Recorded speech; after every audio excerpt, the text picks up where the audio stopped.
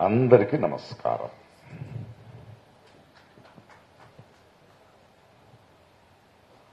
ఇంతమంది మహానుభావులు, మేధావులు, భద్రత ఉన్న ఈ సభలో ఏం మాట్లాడుతున్నా నాకు అర్థం కావట్లేదు.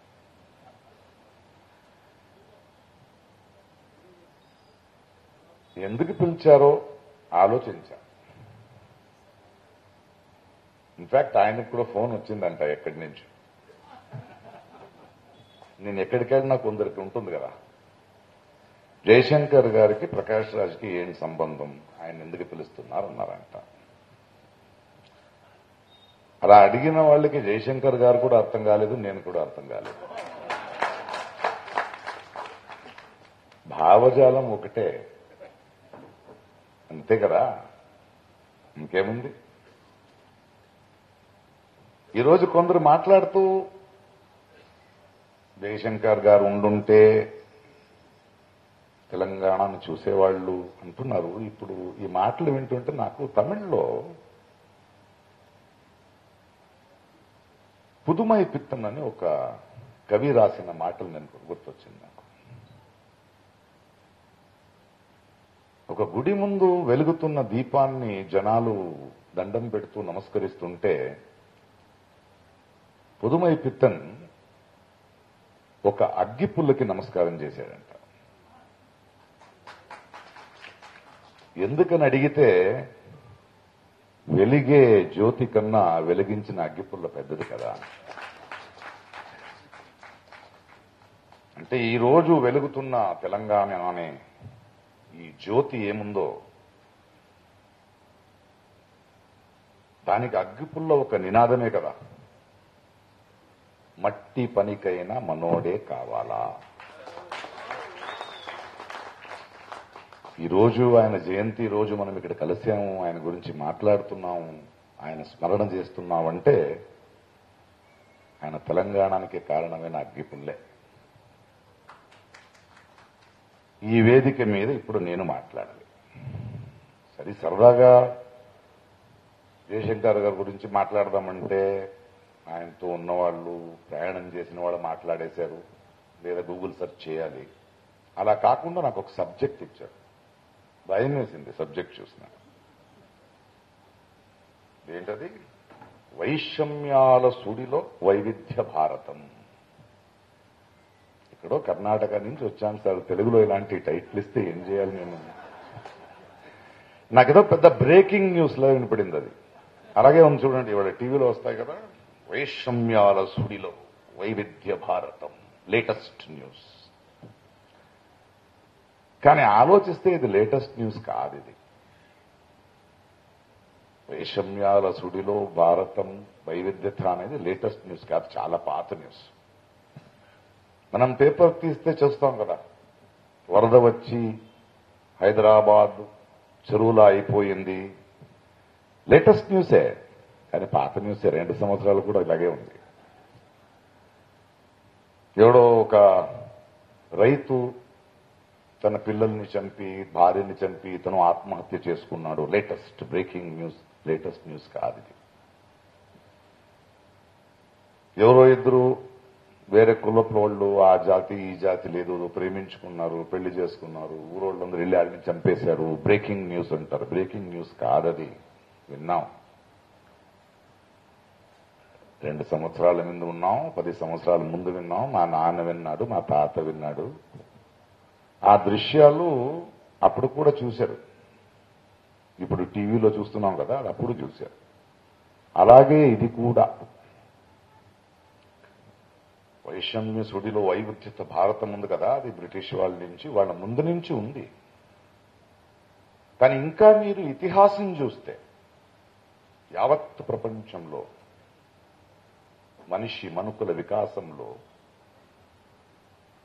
ప్రపంచంలో ఈ ఏమంటాం మనం, ఈ వైవిధ్యత ఉంది కదా, ఇది ఎప్పుడూ ఎవరో ఒకరు దాన్ని వైషమ్య సూడిలో పెడుతూనే ఉన్నారు. They want to do it. ఎందుకు? ఎందుకు మనిషి తరతరాలుగా in this whole process of evolution లో ఎందుకు ఈ ఇంత అద్భుతమైన ఒక కాన్సెప్ట్ ని వైషమ్యంలో మనం ఆలోచిస్తే అసలు డైవర్సిటీ ఏంటని మనం అర్థం చేసుకోవాలి. వైవిధ్యత ఏంటి, డైవర్స్ ఏంటి? ఇవాళ నన్ను పిలిపించింది కూడా అందుకే అనుకుంటా. ఎందుకంటే ప్రాయశ భారతదేశంలో ఉన్న ఈ వైరుధ్యత ఏముంది, ఈ డైవర్సిటీ ఏముంది, దాన్ని నాకన్నా అనుభవించిన వాళ్ళు ఎవరైనా ఉన్నారంటే నాకు కనపడట్లేదు. ఎక్కడో ఒక సముద్ర తీరం నుంచి వచ్చిన నాన్న, మంగళూరు నుంచి, ఇంకెక్కడో ఎండిపోయిన గదగ బెట్టుగేరి బళ్ళారి లాంటి ప్లేస్ నుంచి అమ్మ వలస బెంగళూరుకు వచ్చి అక్కడ పుట్టిన నేను తమిళు, తెలుగు, కన్నడ, మలయాళం, హిందీ, ఇలా ఎన్నో నదులు, ఎన్నో భాషలు, ఎన్నో సాహిత్యం, ఎన్నో స్నేహితులు. ఈ దేశానికి ఉన్న ఈ వైరుధ్యం ఏముంది, ఇది ఏముందో, దిస్ డైవర్సిటీ, దీన్ని నాకన్నా అనుభవించిన వాడు ఇంకొకటి లేడని. ముందు డైవర్సిటీ అంటే ఏంటి?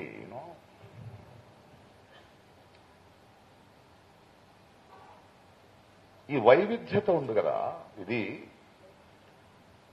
ఇక్కడున్న అందరికీ తెలుసు. బట్ నా యంగ్స్టర్స్ కి మనం ఎలాంటి ఒక ఈ విషయం గురించి మాట్లాడేటప్పుడు what is the narrative we have to build అనడానికి మాట్లాడుతున్నా నేను. మనిషి జీవితాన్ని, మనుకుల వికాసాన్ని సుసంపన్నం చేసే ఇంధన వైవిధ్యత.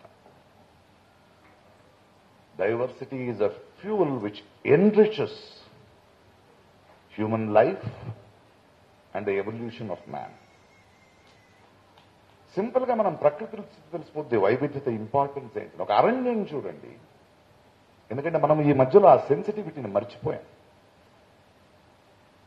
ఒక అరణ్యం చూస్తే ఒక మహావృక్షం, తర్వాత ఒక చిన్న చెట్టు, ఇంకా చిన్న చెట్టు, పాకే చెట్టు, భూమి లోపల పెరిగే చెట్టు, ఇన్ని రకాలు. మనిషి వెళ్ళడక్కడ సుసంపన్నంగా ఉంటుంది. ఒక సూర్యుడి ప్రఖరతని భరించగలిగే మహా చెట్టు ఉంటే, మహావృక్షం ఉంటే, ఆ ప్రఖరతని తక్కువ భరించేది దాని నీడలో ఉంటుంది. ఇంకా తక్కువ దాని నీడలో ఉంటుంది. ఇవన్నీ కలిసి ఉంటాయి. ద హ్యూమన్స్, జీవరాశులు.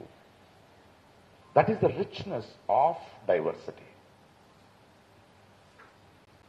సరే, మనిషి ఎక్కడ అర్థంగా చేసుకోవట్లేదు. ఇప్పుడు మనిషికి ఇది ఎలా హెల్ప్ అయింది, సుసంపన్నం చేస్తుందంటే, మనం simple just go back to history and see. మనకు ఒక సిల్క్ రూట్ ఉంది, వ్యాపారం చేసేవాళ్ళు. మన హిస్టరీ చదివితే యంగ్స్టర్స్ ఎస్పెషల్లీ ఒక 15 దేశాలు, ఖండాలు వ్యాపారం. అది పర్వత శ్రేణులు ఉండొచ్చు, డెజర్ట్స్ ఉండొచ్చు, బై ద సీ. ఆ జర్నీలో వేరే వేరే భాష, వేరే వేరే మనుషులు, వేరే వేరే థింగ్స్. ఈ జర్నీలో పెరిగిన ఈ వికాసం ఉంది కదా, వి shared knowledge, we shared our food. మన భాషని, సాహిత్యాన్ని, ధర్మాన్ని, వివేకాన్ని. ఎందుకంటే మనిషికి బేసికలీ కొత్త దానికి అడాప్ట్ అయ్యే అద్భుతమైన శక్తి ఉంది, ఆ పాసిబిలిటీ ఉంది టు గ్రో. వీళ్ళు ఒకే భాష, ఒకే దేశ, ఒకే ధర్మం అంటారు కదా, వీళ్ళకి ఎలా అర్థం అవ్వాలి ఇది? వీళ్ళు పూజల వాడో పట్టుచీర చైనా నుంచి వచ్చింది. మనలో చైనాకు ప్రయాణం చేయకపోతే ఇంకా ఆకలి కట్టుకుని తిరిగేవాళ్ళ వీళ్ళు. Shouldn't we understand that there is so much to learn. ఎన్నో ధర్మాలు వచ్చాయి, ఆ ధర్మంలో ఉన్న గొప్పతనం మనం నేర్చుకోగలిగాం. మన ధర్మంలో ఉన్న దౌర్జన్యాన్ని మనం మార్చుకోగలిగాం బికాస్ ఆఫ్ ద ఎక్స్పోజర్. ఒక దిగంతంనే చూసుకుంటూ బ్రతకలేము మనం. ఆ దిగంతాన్ని చేరుకున్న తర్వాత ఇంకో దిగంతం వస్తుంది, ఇంకో ఎన్ని దిగంతాలు చూస్తావో అంత సుసంపన్నం అవుతాం కదా మనం. మనమందరూ కలిసి ఒకరికొకరు ఇచ్చిపుచ్చుకుని బ్రతకాలి కదా. This is what the silk. భోజనం చూడండి, ఒక బిర్యానీ తినండి మీరు, అందులో కలిసి ఉన్న వైద్యత.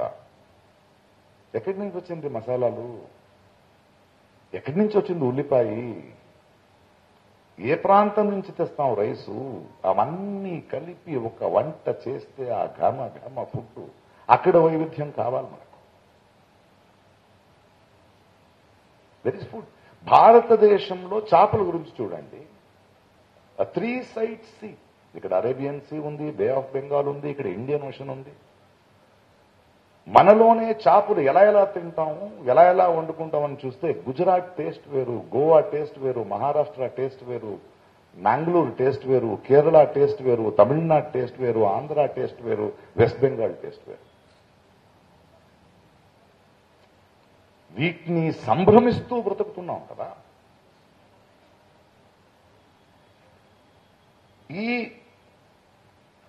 ఇలా అద్భుతమైన సంభ్రమైన, ఇలా మన వికాసాన్ని, మన మనుకులాన్ని సంపన్న గురించి దీన్ని ఎందుకు కట్టిపడేస్తున్నారు అంటే, ఈ దొంగలున్నారు కదా, వాళ్ళ అజెండా ఉంది కదా, వాళ్ళ దేన్ని వాడుకుంటున్నారంటే జెనోఫోబియా అని ఒక వ్యాధి ఉంది. జెనోఫోబియా ఎక్స్ నుంచి స్టార్ట్ అవుతుంది, చదవండి యంగ్స్టర్స్. మనిషికి బేసికలీ మన ఊరు కాదు ఇంకొకటి వస్తే ఒక చిన్న అనుమానం ఉంటుంది కదా, ఒప్పుకో. మనకన్నా ఇంకో భాష మాట్లాడితే, మనకన్నా డిఫరెంట్గా ఏదైనా భోజనం చేస్తుంటే, మనకన్నా డిఫరెంట్గా కలర్ ఉంటే, స్కిన్ కలర్ ఉంటే, బేసికలీ ఒక ఇన్స్టింక్ట్ మనిషికి. అనుమానంగా చూస్తాం, సంశయిస్తాం, కొంచెం భయం ఉంటుంది, ఇంకేదో. దీన్ని వాడుకుంటారు వీళ్ళు. ఇది ఉంది కదా, దీన్ని వాడుకునే ఓల్డ్ ట్రిక్ ఇది. బ్రిటిష్ వాడు చేసింది అదే కదా, డివైడ్ అండ్ రూల్. కలిసి ఉండకూడదు, చదువు ఉండకూడదు. దీనికి కారణం వాడుకుంటారు కదా, ఈ ఇన్స్టింక్ట్ కి మనం బ్రెయిన్ వాష్ అవుతాం సామాన్యులు. వాళ్ళ బ్రెయిన్ వాష్ అవ్వడానికి వాళ్ళకి చదువు ఇవ్వకూడదు, ఇన్ఫర్మేషన్ ఇవ్వకూడదు, వాళ్ళ మనోవికాసానికి కావాల్సిన ఏ పని కూడా చేయించకూడదు, అలాగే పెట్టారు వాళ్ళని. ఇది తరతరాలుగా జరుగుతోంది. హిట్లర్ చేసింది అదే. మన కులమే గొప్పది, ఆడికి పర్సనల్ యాంగర్ ఉంది జ్యూస్ మీద. దాన్ని పొలిటికల్ ఎలా చేసుకో. ఫస్ట్ వరల్డ్ వార్ అదే, సెకండ్ వరల్డ్ వార్. అండ్ వీళ్ళు మళ్ళీ మళ్ళీ ఇవాళ మన మహాప్రభు ఉన్నాడు కదా, ఆయన దాకా చెప్తున్నా నేను. వీళ్ళు మళ్ళీ మళ్ళీ ఈ జెనోఫోబియాను వాడుతూనే ఉంటారు. మీరు చూడండి, వార్స్, మన హిస్టరీ ఆఫ్ రీసెంట్లీ గణేష్ దేవి చాలా అద్భుతమైన ఒక ప్రొఫెసర్ ఆయనతో మాట్లాడుతుంటే, ప్రకాష్ చూడు, first world war, second world war, ఆ తర్వాత థర్డ్ వరల్డ్ వార్ లేదు, but cold war, America Russia. ప్రపంచంతో మీరు ఎవరి సైడ్ ఉన్నారో చెప్పాలి, కోల్డ్ వార్ స్టార్ట్ అవుతుంది. అది బోర్ కొట్టిందా, communal war, Christian, Muslim, Hindu, Jain, ఇలా. ఇప్పుడు కొత్త వార్ స్టార్ట్ అయింది. ఇప్పుడు మనం నెలకొకపోతే ఇంకో 10 సంవత్సరాలు మళ్ళీ మనం అలాగా అవుతాం. It is called the tariff war. ఈ దొంగలే చేసేది. ఎలాగైనా ఏదో ఒక బార్డర్ రాయాలి, ఒకరికొకరు చిచ్చు పెట్టాలి, కలవకూడదు, విశ్వమానవుడు అవ్వకూడదు ఒక మనిషి. అందుకే వీళ్ళకి డెమోక్రసీ వద్దు. ఏం చేస్తారంటే, మనం అర్థం చేసుకోవాల్సింది, ఈ వైషమ్య సుడిలో ఈ వైవిధ్యతను కోసం వాళ్ళు ప్రజాస్వామ్యం వద్దళ్ళకి. మీరు ప్రజలు రాజకీయం చేయకూడదు, వాళ్ళు చేయాలి. దానికి ఒక నరేటివ్ బిల్డ్ చేస్తారు. వాళ్ళు ఏం చేస్తారంటే, ప్రజాస్వామ్యం అంటే మీరందరూ కూర్చొని మా నియోజకవర్గంలో మనల్ని ప్రతినిధించేవాడని మనం కలిసి మాట్లాడుకుంటూ ఎన్నుకుంటాం కదా, అది వద్దు. వాళ్ళు మీకు అజెండా ఇస్తారు. మీ ధర్మం డేంజర్లో ఉంది, నీ భాష డేంజర్లో ఉంది, నీ కులం డేంజర్లో ఉంది, మీకేం అర్థం కావట్లేదు, సో మాకు కాంట్రాక్ట్ ఇవ్వండి, మేము చూసుకుంటాం.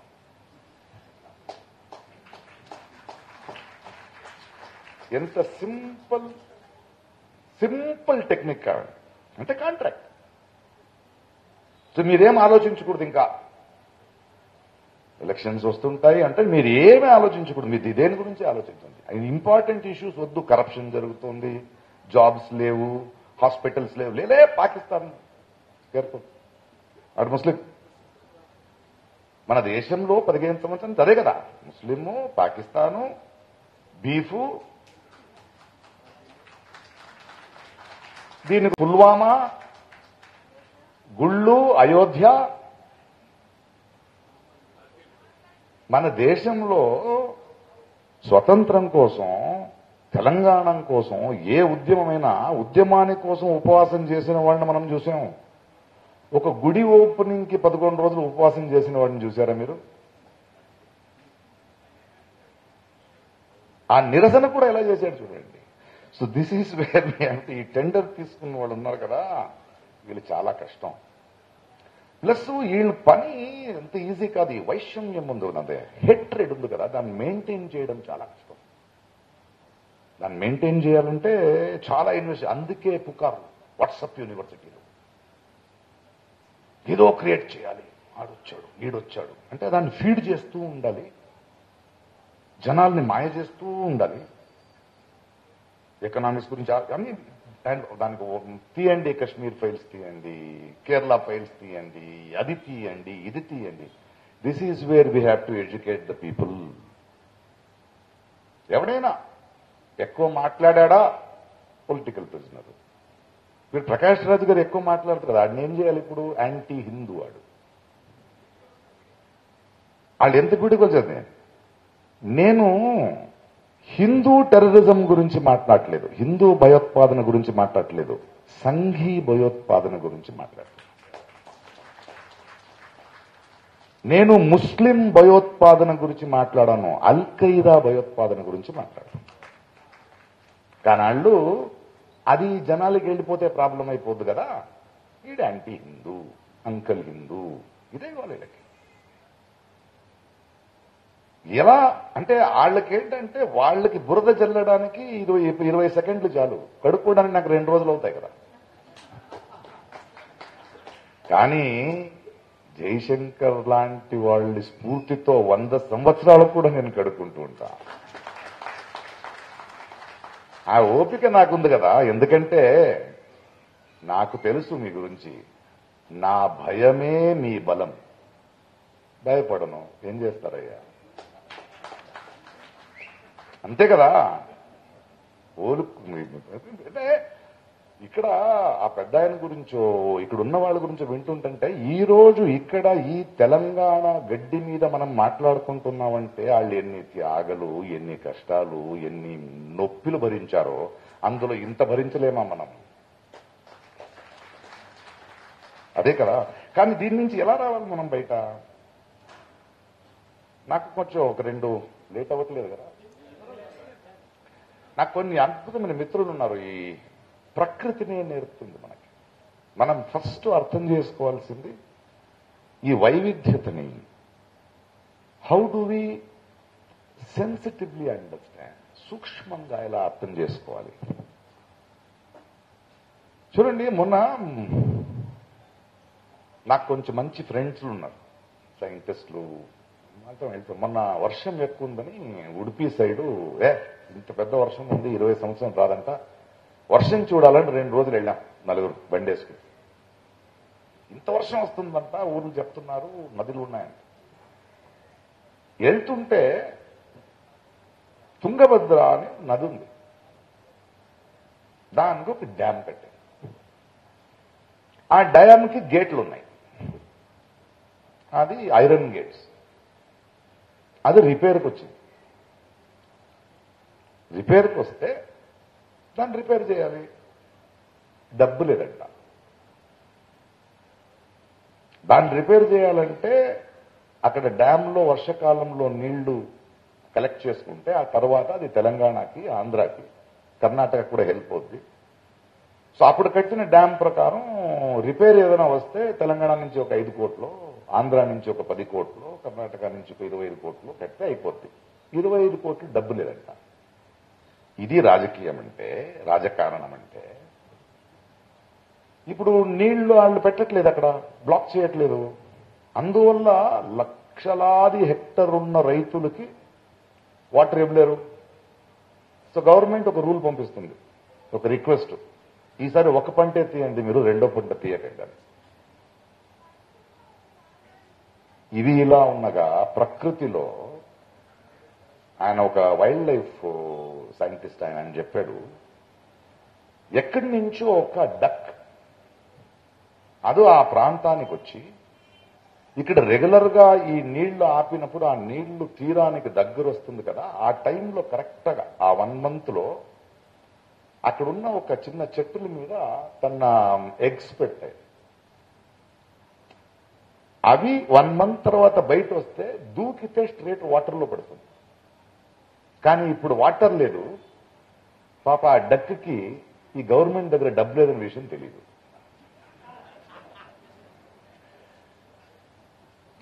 అంటే వైవిధ్యతను అర్థం చేసుకుంటే రైతు గురించి, మనం ఎన్నుకునే నాయకుల గురించి, వాళ్ళు ఎందుకు హామీలు ఇచ్చి గవర్నమెంట్ లో డబ్బు లేని పరిస్థితికి ఎందుకు వచ్చా దాని గురించి, పక్షుల గురించి, రైతుల గురించి కూడా అర్థం చేసుకుంటాం మనకి ఆ సెన్సిటివిటీ ఉంటే.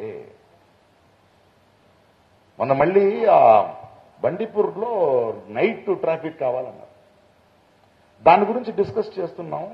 వర్షం కదా, ఒక 5 నిమిషాలు ఆగింది, ఒక చెరువు పక్కన కూర్చున్నాం, అక్కడ ఒక కప్ప క్వాక్ క్వాక్ అనింది. నేను అది ఏంటది, అలా ఏమంటుంది అరుస్తుంది అని వీళ్ళని అడిగా. ప్రకాష్, నీకు వినిపిస్తుంది, ఇది వినపడిన వాళ్ళకి నేను ఎలా చెప్పాలి అంటే, అది ఈ టైంలో తన గర్ల్ ఫ్రెండ్ ని పిలుస్తోంది. మీరు ఆ మధ్యలో రోడేసి వా వా వా వెళ్తే 2 కప్పలు మాట్లాడడానికి అడ్డుగా ఉన్నారా మనుషులు.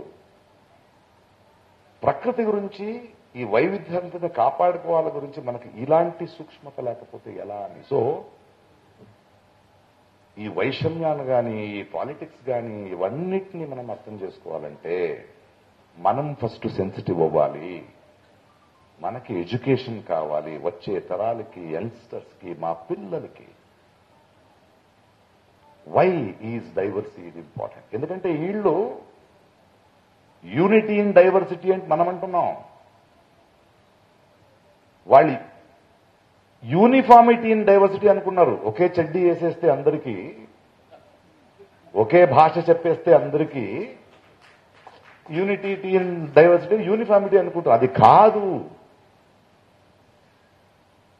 కాదు. ఒక కప్ప గురించి ఎందుకు ఆలోచించాలంటే, ఈ యావత్ ప్రపంచం వికాసంలో, మనోవికాసంలో, ఈ నేచర్లో ఓ కప్ప బ్రతకడం ఎంత ప్రాముఖ్యత ఉందో అంతే ప్రాముఖ్యత మనిషికి కూడా ఉంది. All of us are equal. Minority majority అనేది లేదు, కానీ వీళ్ళకి మెజారిటీ ఉంది. వాళ్ళకి అర్థం కానిది ఏంటంటే, మెజారిటీనే నిజమైతే ఈ దేశంలో నేషనల్ బర్డ్ కాకి అవ్వాలి, నెమిలి కాదు. నేషనల్ ఎనిమల్ ఆవు అవ్వాలి, టైగర్ కాదు. ఎందుకు నెమిలి? అందులో ఉన్న వైశిష్ట్యం. మన ప్రజాస్వామ్యం కూడా ఏం చెప్తుంది? మైనారిటీ అని ఒకటి ఉంటే మైనారిటీని కాపాడేది మెజారిటీ కర్తవ్యం. మెజారిటీ వాళ్ళ కర్తవ్యం. It is their duty. That is when we will hold on to this వైవిధ్యత. దేంతో 2 పంచతంత్ర కథలు చెప్పి నా మాటను ఫినిష్ చేస్తా. ఇప్పుడు మనం అర్థం చేసుకోవాల్సింది, ఈ దొంగలు, అజెండా ఉన్న దొంగలు, బయట నుంచి వచ్చేవాళ్ళు. రెండోది, మనల్ని అమ్మే దొంగలు మనలో ఉంటారు. మొదటి కథ ఏంటంటే, ఈ పాము ఉంది కదా, మన మహాప్రభులా కొంచెం ముసలోడు అయింది, అది వేటాడలేదు, ఇట్ కాంట్ హంట్. సో అదేం చేస్తుందంటే, ఈ కప్పలున్న సామ్రాజ్యం ఉంటుంది కదా, మనం ప్రజలున్న, అక్కడ తెచ్చి పడుకుంటుంది, ఏం చేయదు అది. ఎందుకురా అంటే లేదు నేను వెజిటేరియన్ అయిపోయాను. అంటే మనోడు చెప్పాడు కదా నాకు ఫ్యామిలీ లేదు, అన్ని వదిలేసి వచ్చేసాను. అలా నేను ఉండి దేవుడు నాకు ఏదో దేవుడే నన్ను సృష్టించాడు అని క్రియేట్ చేసేస్తే హ్యాపీ. అలా ఉండగానే పాపం ఇదేమవుతాయి కప్పలు అదే ఏం చేయడంటాడు. ఒక రౌండ్ తీసుకెళ్తారా కూర్చో అంటే ఒక రౌండ్ అన్ని తీసుకెళ్తుంది. ఇంకో పాము మన అమెరికా వాడు ఉన్నాడు కదా ట్రంప్, ఇదే రైట్ వింగే కదా, ఆడి చూసి ఒరే నువ్వేంట్రా ఇంత హ్యాపీగా బ్రతుకుతున్నావంటే మాయ చేసేసాను, హ్యాపీగా గంతులేస్తున్నారు, ఒక్కొక్కడే మిస్ అవుతుంది వాళ్ళకి తెలియట్లేదు అన్నాడు. అలాగే చంపుతారు. ఇంకొకరు ఉన్నారు మన సౌత్ ఇండియాలో, వాళ్ళు లేరు కదా, వాళ్ళని ఇక్కడ తీసుకోలే వాళ్ళు ఉన్నారు. దానికి ఒక కథ ఉంది పంచతంత్రులు. ఒక చిన్న బావిలో కప్పల సామ్రాజ్యం హ్యాపీగా ఉన్నాయి అవి. ఆ కప్పలకు మాత్రమే ఆ బావి నుంచి బయట వచ్చి లోపల వచ్చే దారి తెలుసు. అందులో ఒక కప్పని మిగతా 4 కప్పలు కొంచెం ఏడిపించాయి. ఆడికి జీవితంలో విరక్తి వచ్చేసింది. మీతో ఉండను నేను, ఇక్కడి నుంచి బయట వెళ్తానని ఆ దొంగదారి ఉంది కదా అందులో బయట వెళ్ళాడు. బయట వెళ్తే ఈ పాము వస్తుంది అక్కడ. ఆడికి ఒక ఐడియా వచ్చింది, ఒరే నువ్వు నన్ను తినొద్దు, మా దగ్గర కొన్ని బాగా భోజనాలు ఉన్నాయి, నేను తీసుకెళ్తాను అంటే ఓకే. వచ్చి ఆ దొంగదారిలో తీసుకొచ్చేసాడు ఆ పావుని. అది ఇలా ఉంటే దాని మీద హ్యాండ్ వేసి ఏరా ఇప్పుడు చెప్పండి రా అని. ఎవరే వద్దురా, నేను కాదు ఆడిని తినేయి, వీడి మీద రైడ్ చేసేయి, వీడిని లోపలేసేయి, ఇప్పుడు వెళ్ళంటే ఎందుకు వెళ్తాను ఉంటుంది. ఆ పరిస్థితి వీళ్ళిద్దరూ తీసుకొచ్చారు కదా వాళ్ళకి అవుద్ది. కానీ ఈ కథల మూలంగా దొంగలెవరు, మనల్ని నమ్మేవాళ్ళు ఎవరు, ఇవన్నీ అర్థం చేసుకుంటూ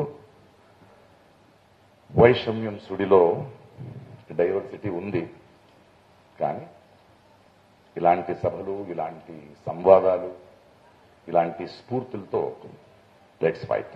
థ్యాంక్ యూ.